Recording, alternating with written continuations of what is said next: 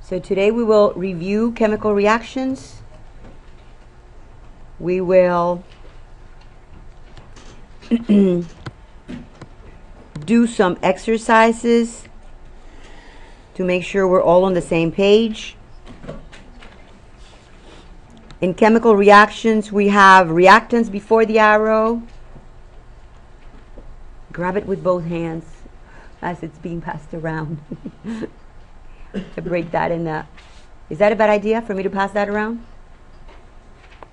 I just really want you to get a clear idea of what's a precipitate. When do we write ions, when do we not? Okay, when we have a chemical reaction, we have reactants, our ingredients that will combine, break bonds, and after these bonds are broken and new bonds and form, products appear, and that is what we write after the arrow. We had several types of chemical reactions. Combination was the first one. A plus B forming AB. Sodium plus Cl2 forms sodium chloride was the example that we gave. Second type was what? Decomposition. Okay, so it's the exact opposite of combination. In a combination, we only have one product. In a decomposition, we only have one what? One reactant. Very good. So we have AB breaking up to A plus B. Water could be electrolyzed into hydrogen and oxygen. KClO3 could be decomposed into KClNO2. So if you only have one reactant, that's a decomposition. We also considered single replacement reactions. This was Angelina Jolie and Jennifer Aniston. A reacts with BC. A kicks B out, grabs C. Okay? And an example was given for a metal replacing another metal. So you ask yourself, if you have this type of reaction, is it a metal replacing a weaker metal? Or is it a non-metal replacing a weaker non-metal? Activity series, which is in your handout, would help us complete. In the test, you will have to complete a single replacement reaction. And copper in the activity series is listed as a stronger metal than silver. So copper will displace silver. Silver has an oxidation number of +1 to begin with, and as it's displaced, it has oxidation number of 0. Yes, remember? Stop me if you don't remember. We also had a nonmetal displacing another nonmetal. And like always, oxidation numbers direct this little orchestra. You look at oxidation numbers in order for you to correctly write the formulas of the products. Okay, so module 5, oxidation numbers comes before everything, before nomenclature, before chemical reactions. Do those grids that we had practiced. So if you have F2 reacting with NaI, sodium iodide, is fluorine going to be able, which is a nonmetal, going to be able to displace who? Is fluorine going to displace iodide, which is the other nonmetal? Is it going to displace it? Yes, because F is stronger, more active than Cl, stronger than Br, which is stronger than I. So I is the weakest of these four. So yes, iodine will be displaced as a diatomic I2. And Na will now combine with the F. So I have sodium iodide to begin with, and I have sodium fluoride in the product side. Are we okay there? These are redox. Sodium has a +1 oxidation number before and after, but F has an oxidation number of 0 to begin with. And Are we going to be given that graph of who's stronger than who? We have to learn that too. yeah, that same solubility rules that I gave you, that will be given in your chart. So this exact handout. Okay, so you don't use your own. I give you a fresh one with the solubility rules, the periodic chart, and the activity series. Okay, but in that activity series, we're looking at fluorine displacing iodide, Fluorine has an oxidation number 0. Iodine has an oxidation number 0. Iodine in here is a -1. F in here is a -1. So these guys are all redox reactions because my oxidation numbers are changing. Yes? Double replacement. Quick review on double replacement. The format was AB plus CD forms CB plus AD. So you switch partners. Positive of the first and negative of the second, and vice versa. And last time we worked a lot of double replacement reactions. And in double replacement reactions, you are to give me 4 different scenarios. The total ionic reaction, looking at oxidation numbers. The molecular reaction, or the formula unit reaction. The net ionic reaction, and the spectator ions. Are we okay with those? What are the driving forces for a chemical reaction to occur? I'm considering a double replacement, which, by the way, is not a redox. Oxidation numbers are not changing in a double replacement. Double replacement or metathesis, some people pronounce it metathesis, or neutralization reactions, acid and base, are all the same, under the same umbrella. The oxidation numbers are not changing. What are the 3 driving forces for double replacement reaction to occur? Formation of a solid, formation of a liquid, formation of a gas. So solid, liquid, and gas. Okay, so if we form an insoluble salt, and we didn't have that to begin with, everybody was ionized to begin with, or we formed a liquid, like acid plus base gives you salt and water. Water is liquid. Or you form a gas, then you will have products after the arrow. Okay? So, combustion reactions, are we okay with those? We have a hydrocarbon burning with oxygen, forming carbon dioxide and water, and those are not new to us. The formula for the hydrocarbon could be changing, C3H8 or C5H12 or whatever, but always carbon dioxide and water will be formed. And that's not new. We used that in Module 3 in the past. These are the cool links that you can go on YouTube and see the formation of the precipitates, or the single replacement, or more precipitates, or the golden rain that you are passing around. That's in there. We also talked about redox. And let me just move this a little bit. 1, 2, 3, and 5 are all redox. So combination could be a redox. Decomposition could be a redox. Single replacement will always be a redox. And combustion will also always be a redox. Number 4, double replacement will not be a redox. Ionization will not be a redox. So today we'll review this a little bit more, and we'll continue. In ionization, some people keep asking the same question. Okay, so here it is. Quick review. Ionization. When you have a salt, so if I have my water bottle right here, and I add to this water bottle sodium chloride, the crystals of sodium chloride are going to intermingle in my solvent. My solute, sodium chloride, will hit my solvent and will dissolve in it. Okay, my solubility rules tell me what substances are soluble and what substances are not. Again, my sodium crystal, sodium chloride crystal, the crystal lattice shows my unit of sodium chloride, and my sodium ions and my chloride ions are going to be pulled out of the crystal lattice. The sodium ions are now trapped in a cage of water molecules. Here they are, trapped in a cage of water molecules. My chloride ions also will be trapped in a cage of water molecules because water is polar. So I write ions, a negative ion for chloride, a positive ion for sodium, because sodium chloride is soluble. Rule 1 tells me that. What's Rule 1 saying? All salts or alkali metals are soluble. So I write ions only when I have soluble salts. We further looked at electrolytes.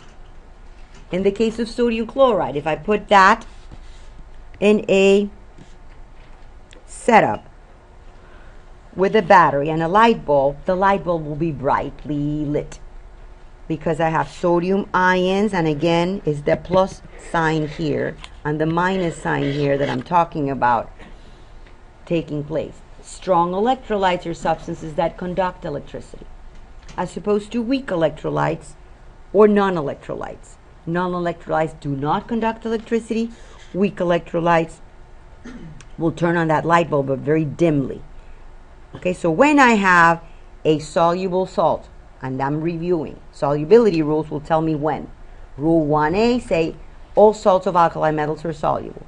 Rule 2 says all ammonium salts are soluble. So if I put in this container ammonium chloride, ammonium bromide, ammonium iodide, ammonium sulfate, ammonium anything, my light bulb will go on and I will write NH4 plus and Cl minus, or NH4 plus and SO4 2 negative minus ions, because I have a soluble salt. When I have a strong acid and a strong base, thank you, I also have ions. So I have 100% ions only when I have soluble salts, strong acids, and strong bases. Did you hear that? If I do not have a soluble salt, I have a weak electrolyte. My light is now dim, or my light doesn't even go on. I do not write ions.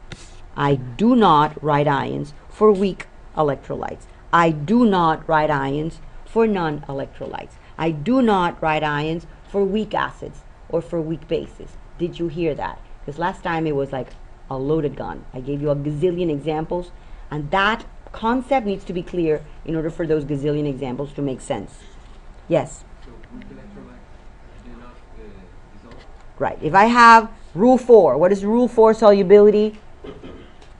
Okay, I just showed you. I passed around this vial with lead 2 iodide. Is this guy dissolving? I'm shaking and shaking. Is it dissolving? No. So I cannot write Pb plus 2 I minus. That's what I'm saying. That is not a strong electrolyte. Only strong electrolytes will make that light go so very bright. Only strong electrolytes are 100% ionized. Okay, so that connection needs to be made in your head. And the minute you make it, after your oxidation numbers have been addressed, oxidation numbers is number 1. Okay, so Pb, if I put this guy in water, I do not write Pb plus 2 I minus. Don't write that, because that's not true. This guy's not soluble. Rule 4 tells me that chlorides, bromides, and iodides are soluble except for silver, lead, or mercury 1 ions. And I have here lead with iodide. So that does not give me ions. I do not get ions when I have a weak acid, like acetic acid. Do not write H plus C2H3O2 minus. Do not. That guy stays. They're totally soluble. It gets an AQ. Okay, but I do not write ions there. Okay, for weak acids nor for weak bases. They give me no ions. So this is important when I'm doing the total ionic reaction, when I'm doing the net ionic reaction. Okay, so I see a change if I first have Pb ionized, lead ions ionized, and then at the end they're not ionized. So when I said the reaction between lead nitrate and potassium iodide or sodium iodide, it doesn't matter, and I put an AQ here, AQ means soluble. AQ means soluble because the solubility rules say so. So first I look at my solubility rules, and since rule number 3 tells me that nitrate salts are soluble, this fellow is a nitrate salt. I will write ions because it is soluble, and I will write, instead of PbNO2 NO3 twice, I'm going to write Pb plus 2, and what else? NO3 minus. And these guys are trapped in a cage of water, just like the sodium ions and the chloride ions in the previous diagram were. And that light bulb will be totally bright. And if I have a potassium iodide solution in a different container, are those guys going to be ionized? Yes. So I will have potassium ions and iodide ions because of what? Rule tells me to do so. Rule number 1. Alkali metal salts are soluble. So make a connection with the word soluble, with the word 100% ionized, with the word clear, okay, as opposed to cloudy. This is cloudy. When I shake it, that's not clear. I'm not talking colorless or yellow or green or red. I'm talking cloudy versus clear. Clear, yes, soluble. Cloudy, no, I have an insoluble salt. A precipitate, no ions. Okay, so when these two guys combined, and we've seen that many times, and you switch partners, the lead and the iodide now mingle in the same container. And I cannot write Pb plus 2I minus. I'm going to write PbI2. Why? Because it's a solid. These guys were soluble, so they get AQs. But this guy doesn't get an AQ. This guy is an insoluble precipitate. Are you with me? And the sodium or the potassium, I think last time I had a sodium, combined with a nitrate to form potassium nitrate. Is that a soluble salt? Yes, because of rule 1, it's a potassium salt, alkali metal, and because of rule 3, it's a nitrate salt. Okay, so it's a double whammy. So I'm going to write K pluses and what? And NO3 minuses. Okay, so when you looked at those videos, wherever they were, let's see if I can still get that video. Maybe, maybe not. This thing, which is not opening for me, it will open for you. In the reaction of the solutions of lead nitrate and potassium iodide, 2 compounds are produced. One is aqueous potassium nitrate, and the other is solid lead iodide, which precipitates from the solution as yellow particles. Okay, so in there you had lead nitrate and sodium iodide. You could have lead nitrate and potassium iodide. It doesn't matter whether it's potassium iodide or lead iodide or rubidium iodide. If you have a source of iodide in the same container with a source of lead 2 ions, that guy is going to precipitate. Okay, so you have your links for your precipitation and your writing what happened at a tiny microscopic level when I have ions and when I don't have ions. Okay, so when I have this,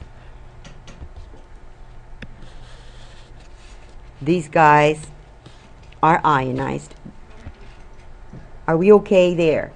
And after I know what this is called a total ionic. After I know at the ionic level what's happening, then I complete my molecular or my formula unit. This is my total ionic reaction. And this is my formula unit reaction, also called molecular reaction. So then I'm going to write PbI2, and I can write as solid, an arrow down, a line underneath, meaning I have a precipitate, meaning I have this guy, which is not soluble. I cannot write Pb plus 2, I minus. Got that?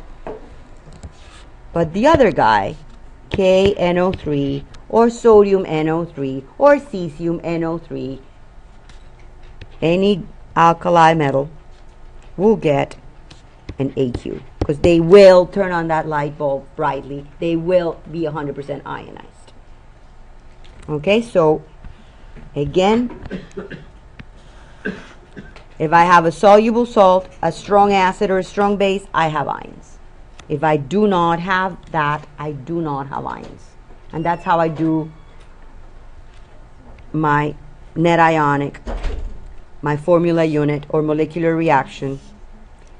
And furthermore, I want you to tell me which one of those spectator ions. spectator ions in this particular reaction are who? The ones that did not change. The potassium, because I started with potassium and it didn't change. I have potassium, and who else didn't change? Nitrate didn't change. Okay? I also need to balance this thing. I need 2 iodides there, so I need 2 in front of here. So I'm putting brackets indicating the potassium iodide solution is in a different container from the lead nitrate solution. And we also need to balance this first reaction, the molecular reaction. So if I have 2 nitrates here, usually balanced in red, so I'm going to put 2 in front of the potassium nitrate. That's going to give me 2 KIs, and my reaction's balanced. Okay, so all my reactions need to be balanced at the end. 1 lead, 2 nitrates. I need 2 nitrates here. 2 iodides, 2 iodides. And once I get my total ionic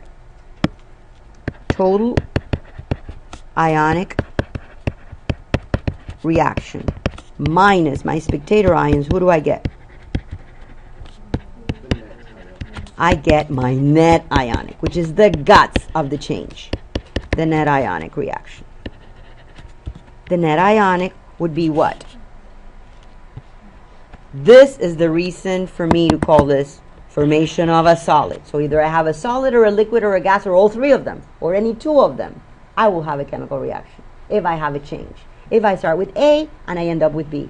I started with clear solutions of lead nitrate and potassium iodide or sodium iodide, and I ended up with a new deal. Okay, so that's a chemical change. So that change was the formation, I call that my net ionic, which is the formation of my solid, my liquid, or my gas. In this case, it's a solid. Okay, and I can write a line underneath and the fact that it's yellow. I can write an arrow down indicating that it's a precipitate. Okay, and you can write all 4 of them, the arrow, the line, the color, and the solid, to make sure that you don't miss it.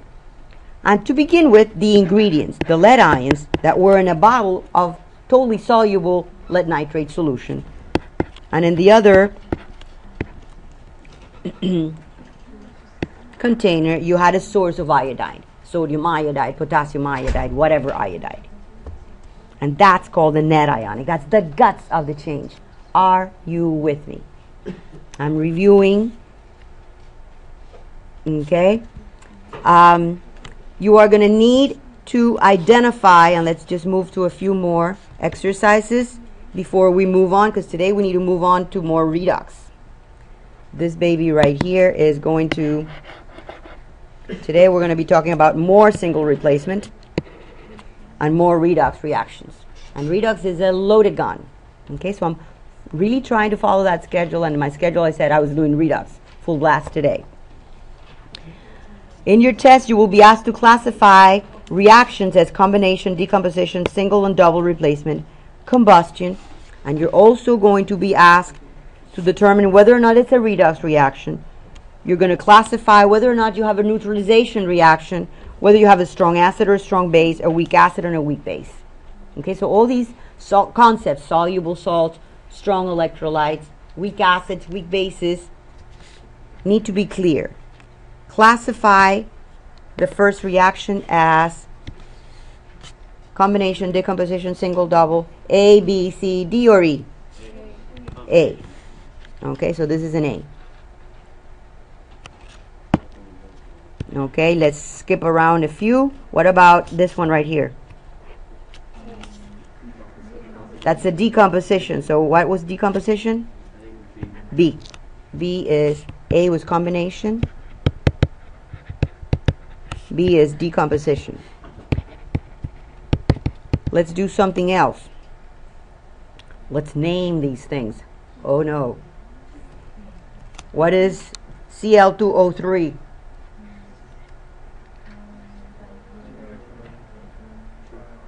Okay, I hear prefixes, and you have a passport to be fancy Greek prefixing these things because that's a binary compound of two nonmetals.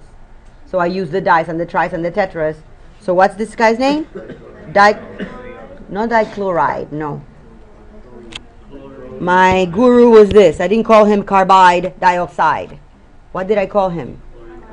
Carbon dioxide. So what is this guy's name? Dichlorine, not dichloride.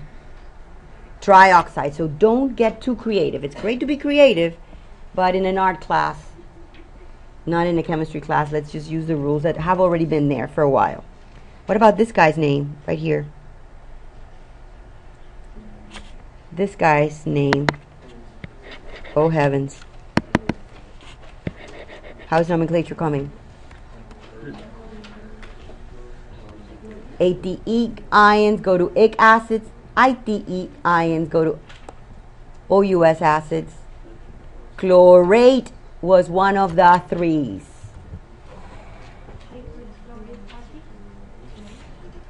Ay, Dios mío santo. And this test is a week away, a week plus. Away, a week and a half. What were the threes? ¿Dónde está eso? Nomenclature, Dios mío santo. The threes, who were the threes?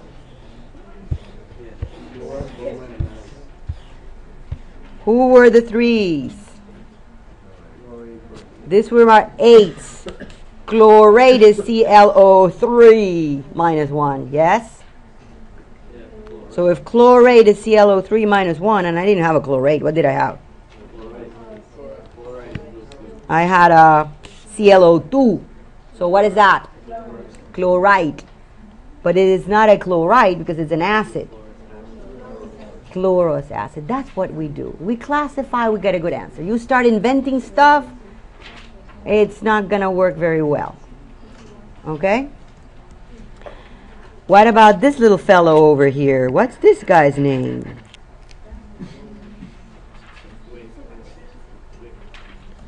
Wait. What was my name? Nomenclature. He's one of the what? He's one of the fours, isn't it? S gets a what? 4 oxygen and a minus what? Minus 2. Yes? We remember those good things? Polyatomic ions, you have a T and a 4 and a 3 and a minus 1, minus 2, minus 3 and a minus 1, minus 2, minus 3 forever and ever and ever. Yes? No? Maybe? So what was that guy? I can't go back. What's H2SO3? Is it a binary compound of two nonmetals? No. Is it a salt? No. Is it an acid? Yes. Is it a binary acid? No. Is it a ternary acid? Yes. I have hydrogen, sulfur, and oxygen. I'm thinking. I'm classifying. Then I go, okay, what's my polyatomic ion? SO3 negative what? 2 negative, okay? So my SO4, 2 negative was sulfate. So what's SO3, 2 negative? Sulfite. So what's this guy's name? After you go that walk, which means after you've been analyzing it, sulfurous acid. That's how you learn. And what is H2O? Dihydrogen oxide. Yeah, it's commonly known by its friends, bath water. And we kept it there. And what about SO2? What's this guy's name? Is that a sulfide or a hypo somebody? Sulfur dioxide. That is not an ion. Ions have charges. Ions turn that light bulb on. Ions are coming from strong acids or strong bases or soluble salts. All these concepts are linked. They're not isolated islands. And the minute you make the connections, you will get 100 in this test. Okay, but it does take a while. It starts in oxidation numbers. So this is a binary compound of two nonmetals. And this guy's name is sulfur dioxide. Just like you name carbon dioxide, you didn't call him carbonate or anything like that. Or carbonite or any crazy deal. Okay, so don't start mingling stuff just because you're going so fast and you're learning nothing. Okay, so what kind of, is this Reaction known by you. What kind of reaction is that? We're still classifying. This is a combustion, and combustion, I forget what number it was. E. Combustion. All three of these guys are combustion. One more. What about, which one do we do down here? What about, I don't know, U. Double replacement. What's the name for this guy right here? This is a double replacement, and double replacement was A, B, C, D? D maybe? Double replacement? And the name is sulfuric acid. Now it works. It works. Sulfate is SO4 minus 2 or 2 minus. That's a sulfate. So it's an ic acid. Sulfuric acid. Sulfuric acid and who? Ammonium hydroxide. Bases are a cation, sodium, lithium, potassium, ammonium, and a hydroxide. And acids react with base to give you what? Salt and water. And that's ammonium sulfate and water liquid. And this fellow happens to be a liquid. So it is a chemical reaction. Because I have, not that, this time I don't have a solid, but I have a liquid. Okay? If I didn't have a liquid or a solid or a gas, I don't have a chemical change. If I start with the exact same number of ions that I end up with, nothing changes, that is not a chemical change. Yes? So you have lots of examples to name, to classify. Is this a redox? Is this reaction a redox? No. Double replacement or not? What about any of the other ones? Probably yes. Okay, so you need to look at the oxidation numbers of an element before the arrow. Look at the oxidation number of that same element after the arrow. And if it's changing, if one of them is changing, it's a redox. Okay? Are we okay there? Okay, so I'm going to dwell a little bit more on single replacement. Again, we've done a lot of single replacement. This was the Angelina Jolie story thing. So I'm going back here so that you know where I am. Here. And we did several examples. We've done more than these, but these are the ones that I have in front of me. So I want to recall copper displacing silver because activity series told me so. Okay, it's like you're arm wrestling. And if I'm wrestling with him, I don't have a chance on earth. He'll win. He'll kick my butt up. Okay? Fluorine will displace iodide, or Br will displace fluorine. So I am here. Single displacement or displacement. Your test may call it displacement. Same thing. Okay, so I am expanding on displacement and redoxes. More single displacement. More single replacement or displacement. Displacement. Reaction or single replacement. Same thing. Okay. If I give you zinc, pull out your activity series, plus copper sulfate. Am I going to get products? Yes or no? How do we know? We need to look at activity series. You lose solubility rules are for double replacement. We don't care about solubility rules in this particular example. We need to look at activity series. So for single replacement, we're here. Yes? Big review today. So you hit the books big times. Pretend your test is Tuesday. Pretend your test is Tuesday. And whatever questions you have, you ask me Tuesday. Because what I'm talking about today, redox, is gonna blow your mind. Sorry to tell you. Is zinc going to kick copper out? Yes. Zinc is more active than copper. Okay, so I go back to my chemical reactions. Maybe. Chemical reactions. So yes, I'm going to have a reaction. So my next thing is oxidation numbers. Because I need to write a formula. and I cannot write formulas unless I crisscross my oxidation numbers. So all those grids that I ask you to do, I hope you've been doing. And zinc will have an oxidation number of +2, 2 plus, and it's not going to grab who? Sulfate, which has an oxidation number of -2. So what is it forming? Zinc sulfate. And what else? Copper. Okay? Leave a little room there, because I'm going to expand on that one, but I'm just going to, I need your attention in this one, and I don't know if I've got it or not yet. Let's say magnesium, and I need a little bit more room than that. Let's say magnesium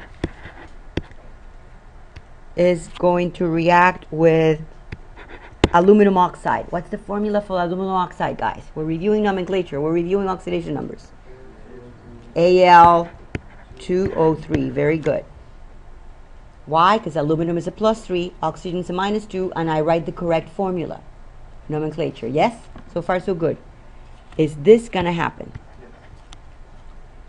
So you look at magnesium in your activity series, and you look at aluminum. Is that going to work? Magnesium and aluminum. Yes. Where are they? Solubility rules.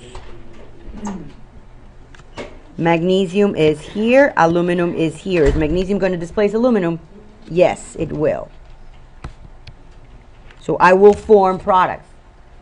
My magnesium will grab oxygen. What is it going to form? Mg is a +2. Oxygen is a -2. So I think oxidation numbers before I write my formulas. And then what? And aluminum. Okay, this reaction is not balanced, so I will balance it. I need 3 oxygens. That gives me 3 magnesiums and 2 aluminums. Are we okay? Are we okay with single replacement and double replacement and ionization and combustion and decomposition and combination and all this good stuff? Okay. Now we're going to full blast pay attention to the oxidation numbers changing. What is the oxidation number? Go back to the first one of zinc to begin with. No. Any element by itself has an oxidation number of? Any element by itself, any compound has an oxidation number of 0. The sum of all the other oxidation numbers in a compound is 0. Elements are neutral, compounds are neutral. Water doesn't have a -1 charge floating around. Water is neutral. Zinc is neutral. Copper is neutral. All these elements in the chart are neutral. So zinc is neutral. But in here, zinc has an oxidation number of +2. What about copper? Over here has an oxidation number of 0. And copper over here has an oxidation number of +2. So I am going to do something, and you are going to hear it in a very simple way in this one. I'm going to divide into half reactions. The zinc is going to go with the zinc. But in the product is a zinc +2. And the copper, which was originally a +what? +2, is going to end up as a copper. Are you with me so far? So I'm dissecting that reaction. Let's do it on the second example. Magnesium is going to what? Magnesium. What is my oxidation number of magnesium here? +2.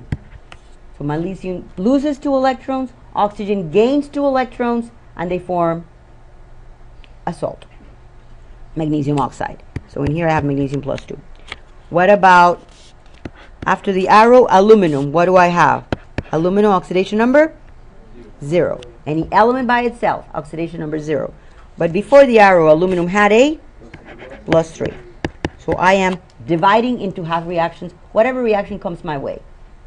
Looking at oxidation numbers. Go back to the first one. Okay, so all I did was divide into half reactions. Are we okay with that concept? Now, I balanced my zincs, my coppers, my sulfates, my aluminums, my magnesiums by writing coefficients. Now I'm going to balance charges. Balance charges by adding electrons. Before the arrow, zinc has an oxidation number of 0, correct? After the arrow, zinc has an oxidation number of +2. So I need to add 2 electrons. 2 negative and 2 positive gives me a charge of 0 after the arrow. Here I have a charge of 0. And I have a charge of 0 here. Zinc lost 2 electrons. Good old zinc. Atomic number 30. Has 30 protons, 30 electrons. Of those 30 electrons, 2 are gone. Okay? So that's what you're saying. Electrons are lost. When electrons are lost, that is called an oxidation. Electrons are after the arrow. What about copper? What did copper do? Copper had a loss of 2 electrons to begin with in the copper sulfate, and it must have picked them up. It grabbed them because zinc was so nice, such a gentleman, and gave them the 2 electrons. And copper took them. And copper now has the 2 electrons before the arrow. +2 and -2 gives me 0 before and after. So I am balancing charges. This is the first thing I did. I divided into half reactions. I dissected. The sulfate is a spectator ion. I have SO4 -2 to begin with, SO4 -2 at the end. So nothing's happening to the SO4 -2. Okay? This process of picking up electrons. Electrons are being gained by copper +2 ions. Do not confuse copper +2 with copper. Copper is bachelor. Copper +2 is married, combining with sulfate. Okay, it's part of a compound. It's part of a salt. Okay, so again, those pluses and those minuses that make that light bulb go on mean a lot. Don't ignore them. This is called a reduction. So the reason we call this reaction a redox is because I have a reduction which always comes with an oxidation.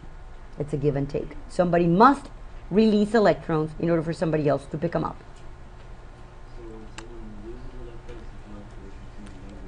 When somebody loses electrons, that reaction is an oxidation. The reaction written. This is an oxidation reaction or an oxidation half reaction. When somebody's picking up electrons and the copper ions, so in the test I'm going to ask you, I give you this. What species is undergoing oxidation? And you're going to say, who? Zinc. Not zinc +2. Zinc +2 is a product of the oxidation of zinc. What species is undergoing reduction? And you're going to say what? Not copper. Copper is this guy. Copper +2 is different from copper. Do we see that? So I went through the trouble of showing the little light bulb thing again so that we don't lose that concept because they're all linked. Okay? Copper +2 is different from copper. If you put copper in that setup with the light bulb, that light bulb's not going to go on because copper does not have a charge. Copper is neutral. Are you okay so far? The element or the species, in this case, zinc, that's undergoing oxidation wants somebody else to grab those 2 electrons. Okay? Okay, so if you're getting rid of your puppy, you're not going to leave it in the highway. You want a home for the puppy. You want somebody that's compassionate enough to take your puppy. Zinc wants somebody to pick those 2 electrons. So zinc is very interested in a reduction taking place. And that's called a reducing agent.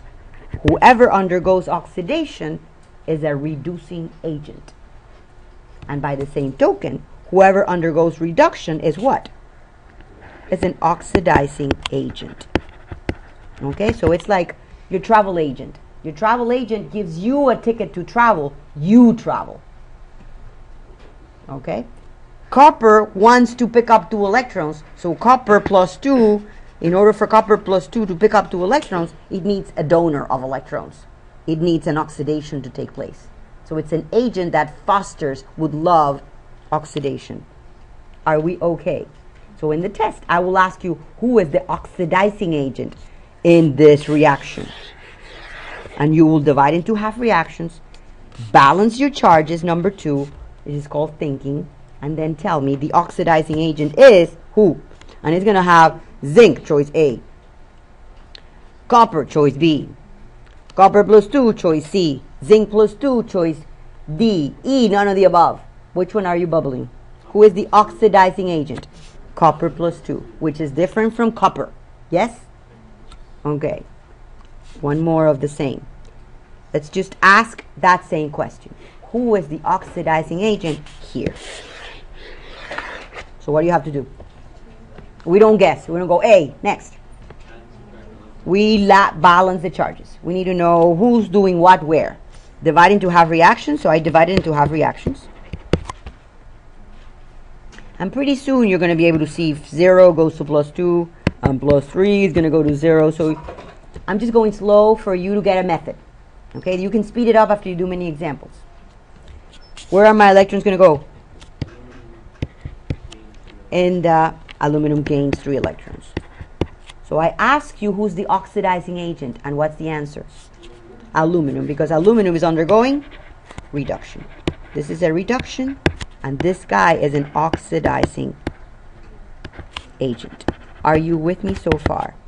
This is a oxidation reaction, and this guy is a what? Reducing agent. These guys are never, on the product side, they're never agents for oxidation or reduction. They are the result of somebody else undergoing reduction or somebody else undergoing oxidation. So far, so good? Yes? Any questions so far? Okay. If I am going to balance this, okay, you know that that's the oxidizing agent, but I'm just going to erase that for the purpose of balancing that. So all I did was remove my spectator ions, which in my first reaction was a sulfate. So it's just walking around with a camera, taking pictures, not changing. In here is the O minus 2, not changing. I'm not interested in those guys. I'm interested in the ones that are reducing or oxidizing, that are changing. Okay? I am going to need to add everybody before the arrow, bring it down, and everybody after the arrow, bring it down. But if I do that, I have 2 electrons and 3 electrons, so that's not going to work. So I'm going to need to multiply this whole thing times 3, and this whole thing times what? Times 2. Okay, so in doing that, I'll change it and I'll make it in red. I'm going to put a 3 here, and a 3 here, and a 6 there.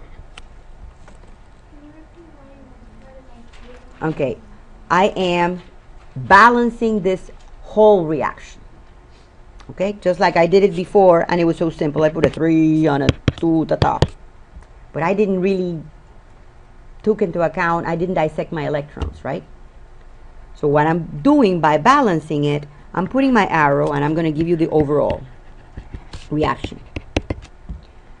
And I am going to have to cancel my electrons. So if somebody's losing 2 electrons, somebody else cannot pick up 3. That doesn't make sense. This is not going to work.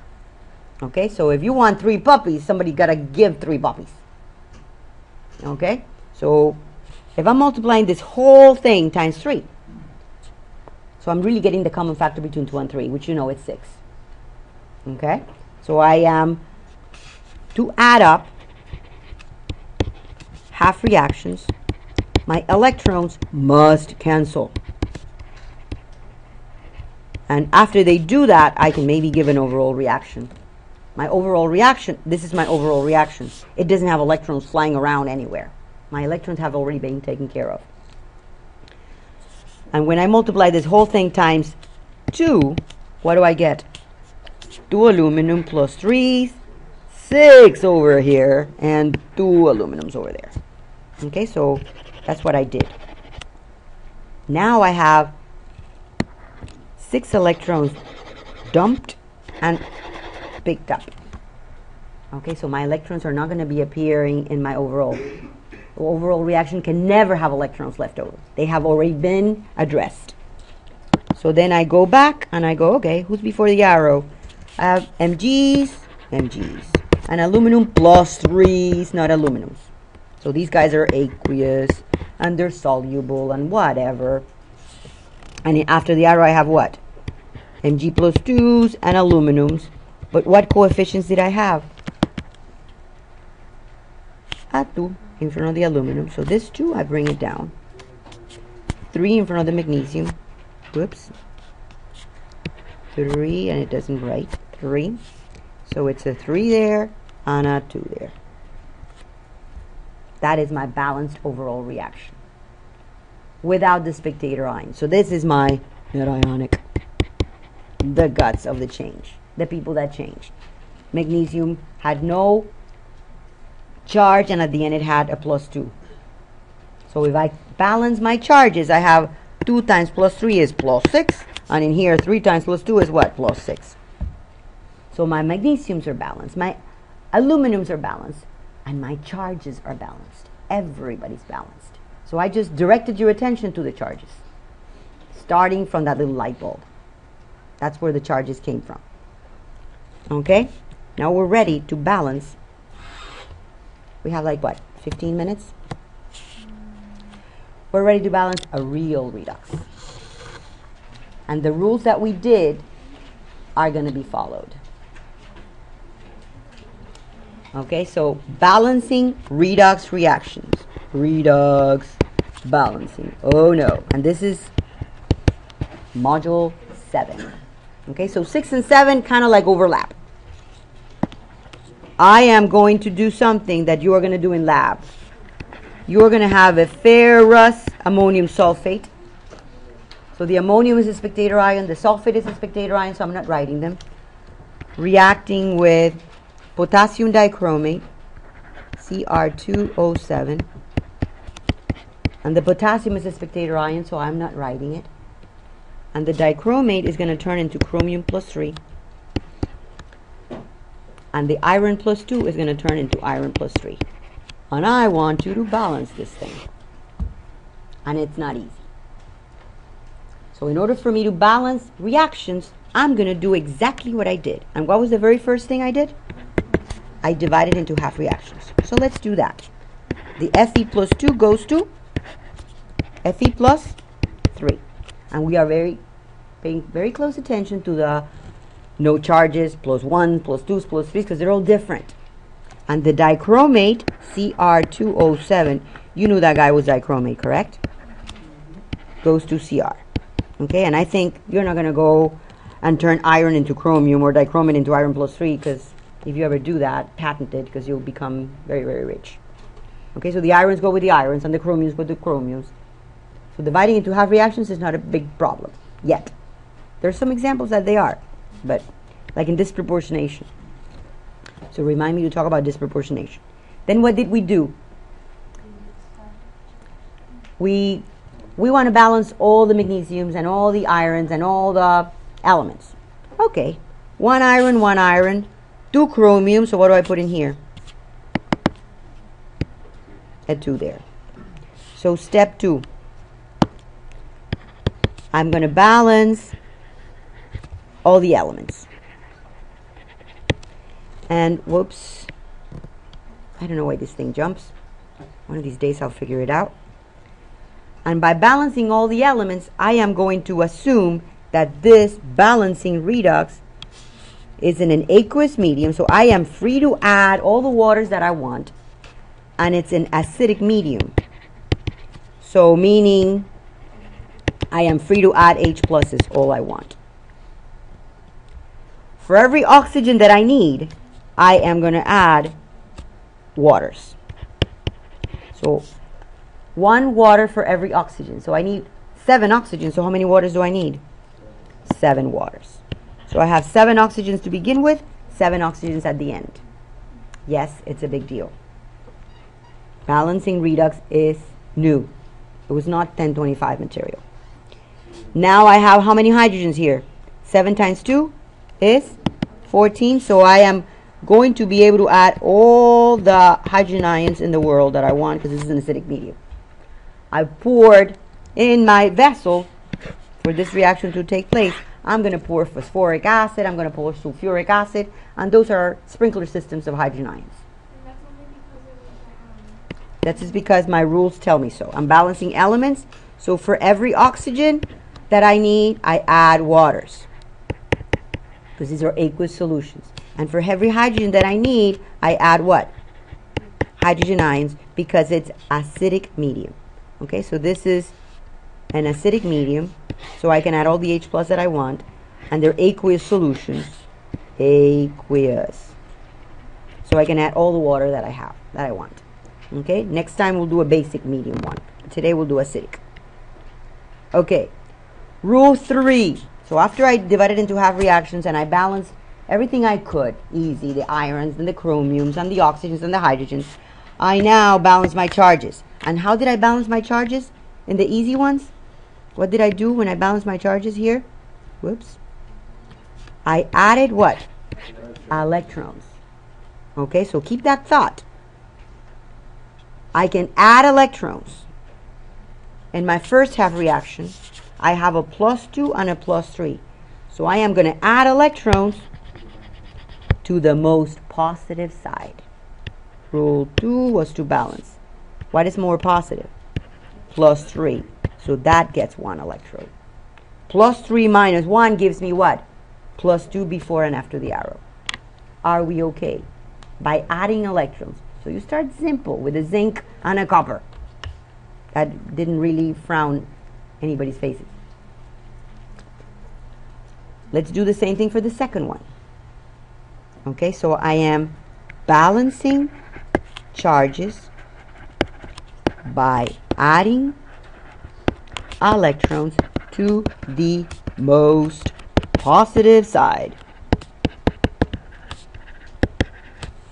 What's the charge on the second half reaction? 2 times +3 for the chromium. This is what? 2 times +3 is? +6. And what do I have here? A plus? 14H pluses gives me a plus what? +14. +14. And in here I have a minus what? What's a dichromate? -2. So +14 minus 2 gives me +12. How do I make a +12 equal a +6? What's more positive? +12 or +6? +12. So how many electrons do I need to add? 6 electrons. Not so easy, is it? Balancing redox is a big league. Step 1, divide into half reactions. Step 2, balance everybody you can. The irons, the chromiums, the oxygens, the hydrogens, the easy ones. Step 3 is where everybody goofs. Okay? But all we're doing is multiplying 2 times 3, getting +6 here. Multiplying 4 times 1, +4. +14 here. And a -2 from here gives me +12. Now I had the same situation. If iron loses 1 electron, dichromate cannot pick 6. So what do? What is going to be my next rule? You tell me. I multiply the reactions. I need to get my electrons to cancel. Must cancel out. Okay, because I'm about to add everything before. So if this guy is losing 1 electron, I cannot pick up 6. So what do I need? What do I need to do? Multiply the first one times 6. And the second one, so I'm going to rewrite that. So it's going to be 6 Fe plus 2s going to 6 Fe plus 3s and 6 electrons. Okay, so I can multiply everybody and it's still 6 irons, 6 irons. And my second one is going to be 14. I'm rewriting the second one. And dichromate Cr2O7, -2, and 6 electrons forms what? 2 Cr plus 3s and 7 waters. Are we okay up to here? So now that I've gotten this far, I do what I did before. I cancel my electrons. They're out of my picture, so that gives me a go-ahead. I'm on the right track. And everybody that's before the arrow, these guys are going to come here. And everybody that's after the arrow, these guys are going to come here. Okay, so what do I put before the arrow? In any order, okay? There is a chemical reaction, and I cannot say, hey, iron, go to the right. Oxygen, go to the left. They're all over. So I don't care if I start with my H pluses or with my irons. You start with whichever you want. 14 H pluses and what? Cr2O7 negative 2. And after the arrow, what do I have? 6 Fe plus 3s. I always get this dead silence when I get to redox. Trust me, you can learn this. It's a matter of learning 5 rules. Step 1, 2, 3, 4, 5, bingo! Correct answer at the end. You cannot just guess it. You cannot just fake it. You need to think it through. So at the end, what do I have? 6 irons, 6 irons. Irons are balanced. 14 hydrogens, 14 hydrogens. Hydrogens are balanced. 2 chromiums, 2 chromiums. Chromiums are balanced. 7 oxygens, 7 oxygens. Oxygens are balanced. And for the big whammy, charges. Let's look at the charges. 6 plus 2 is plus 12. And 14 more, so it's 14 hydrogen ions, minus 2 gives me plus 24 in this side. Are we okay with the plus 24? What do I have after the arrow? It must equal the same. 18 plus 6 gives me what? 24. The whole equation's balanced. So in a nutshell, to balance redox, we first divide into half reactions. Then you balance all elements, meaning your chromiums, your irons, your manganese, your sulfurs, whatever comes your way. And for every H that you need, you're free to add an H plus. And for every O that you need, you're free to add what? Water. Then you balance your charges. And this is the big one. This gets the watch out. This gets the big star. By adding, what did I add? Electrons to the most positive side. And then I make electrons cancel out. Make sure that they cancel. Let's pretend I know how to write. It is so weird to write on a tablet. Make electrons cancel out. So you may have to multiply 1 half reaction times 2, times 3, times 6 to make the same number of electrons. And then you just add up, and check. Okay? For Tuesday, I want you to balance this Fe plus 2 plus MnO4 minus goes to Mn plus 2 and Fe plus 3. Okay, so make sure you look at that. We'll start there. Okay, but start reviewing because your test is on top of you, and this will be on your test. Balancing redox will be on your test. Have a wonderful day. See you next time.